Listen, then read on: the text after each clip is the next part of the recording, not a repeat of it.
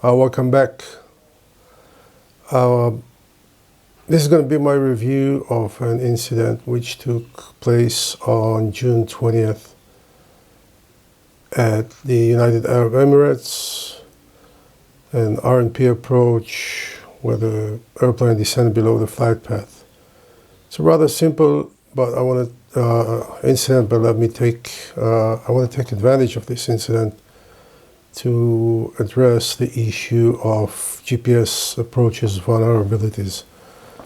And it goes like this. I'm reading for the AV Herald by Simon Huckabee, an Etihad Boeing 787-10, registration Alpha 6, Bravo Mike Delta, performing flight Echo Yankee 9878 from Beijing, China to Abu Dhabi at the UAE with 3 crew, was on final RNP Yankee approach to Abu Dhabi. RNP Yankee is an RNP AR approach. Runway 31 left, descending through about 210 feet above ground level, about 1.3 miles before the runway threshold, when the commander spotted 4 red poppy lights and instructed the go-around. Editorial note: according to a 3.0 degrees glide path, the aircraft should have been at 463 feet AGL at this point. The first officer initiated a go-around. The aircraft climbed to 4,000 feet as per their altimeter. However, 3,700 feet according to QNH setting as indicated at the ATC desk. The crew then realized they had used the wrong QNH setting, positioned for an ILS approach to runway 31 left and landed safely. This is the summary of the event as published on the AV Herald. By the way, if you look at the photo of the AV Herald page and you see the final report in bold, that's a hyperlink you can press on and it will direct you to the official report by the UAE CAA. So this incident is fairly simple. RNP approaches or PBN approaches are, especially RNP AR approaches, AR stands for authorization required, are approaches which are dependent on airplane performance. Performance-based navigation. This is highly dependent on GPS reception and quality of signal. And basically it's an approach which is keyed into the flight management computer of the airplane and is reliant on the positioning accuracy of the airplane. RNP-AR even more so because it has higher accuracy requirements. If normal RNP approach requires 0.3 of a mile accuracy, RNP-AR can go as low as 0.1 and has a lower minimums. That is why it can have lower minimums. Anyway, the analysis of the report is pretty straightforward. It basically concludes, and I quote, the Air Accident Investigation Sector of the United Arab Emirates determines that the cause of the aircraft flying below the vertical profile during approach was the incorrect local pressure QNH altimeter setting. So basically they took off from Beijing, and when they had to select QNH, which is the local altimeter setting, you fly along the route with the QNE, which is 1013 millibars, and that gives same reference for all airplanes en route.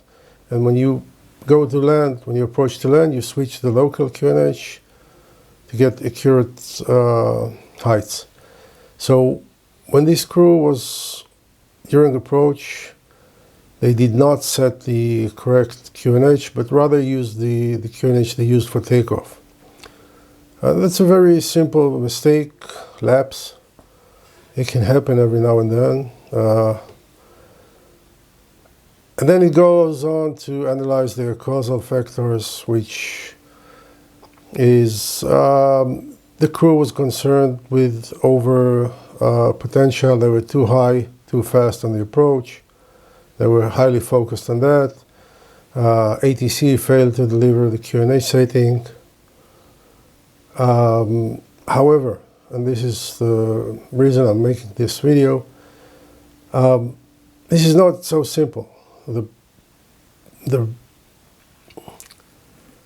world is going faster and faster and more to reliance on satellite navigation, being GPS, GLONASS, or the Chinese versions by Baidu. And the problem is that this is a single source navigation. And what I mean by that is that the flying crew has no way of cross-checking the accuracy of the navigation. Traditional navigation, you could cross-reference what you were getting from the FMC or your VOR or your ILS, and you could have a checkpoint of altitude and range, or crossing radial from another point. However, when you are solely reliant on GPS, and GPS gives you 3-axis navigation, because you use this GPS data to fly an approach which is programmed into your computer, there is no cross-reference. I mean, if this crew, the reason this crew did not realize it was too low is because everything was okay. I mean, the computer doesn't know that the QNH you're keying in is wrong. So this is the only spot in aviation, I believe, which a single lapse can cause such a catastrophic result. I'm saying catastrophic is, the reason I'm saying catastrophic is because the EGPWS will also not trigger an alarm or a terrain floor or a runway mismatch alarm, because the EGPWS will not know anything is wrong as well. It's getting the same QNH as the FMC. So you can land like that off runway. I mean, single mistake will lead to an airplane landing off runway if the crew fails to conduct a mixed approach. Now, this sounds a bit harsh, and it doesn't happen all that often. I mean, the last time I remember such an event happening was, I think, 2015 or 16 in Iceland, in Keflavik. And this was an old 757 with a traditional altimeter, and they just stayed on 1013. They failed to switch to QNH. They stayed on QNE. And they also conducted a go-around at really, really low altitude. All right, I'm going to use this point and make the following request. I think authorities are undermining the vulnerabilities of satellite navigation, satellite reception. There are a few issues with that. You are totally dependent on FMC programming and GPS reception. There are a lot of quality assurances processes implemented at the company level, at the operator level. I mean, there's a lot of acceptance of new databases which are being delivered every 28 days to the airplanes. However, this is still a weak link in the chain. A single programming mistake could lead to a wrong positioning of the airplane. This is point A. Point B is airports do not have indication of GPS reception at the point the airplanes are. I mean, the airport could have totally fine GPS or GNSS reception at the tower, but an airplane which is higher and further out, 2, 3, 4, 5 miles, could be totally blocked. And if the pilots do not say they're blocked, the tower will not know that. And they will keep on conducting RNP approaches. The third, and maybe the most important part, is that GNSS, being in outer space, is highly vulnerable to interference, being intentional or non-intentional. I happen to be the DFO of a big airline during the 2019 Eastern Mediterranean GPS block.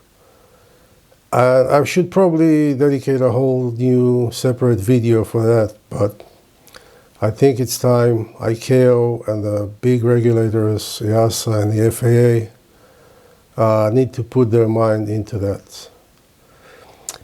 Anyway, I think the report, going back to the Etihad incident, I think the report falls short in the sense that it fails to point to the systematic vulnerabilities of the industry and stays within the crews of the airplane, the company, and the ATC. All right, that's it for now. I will see you on my next video. Thank you.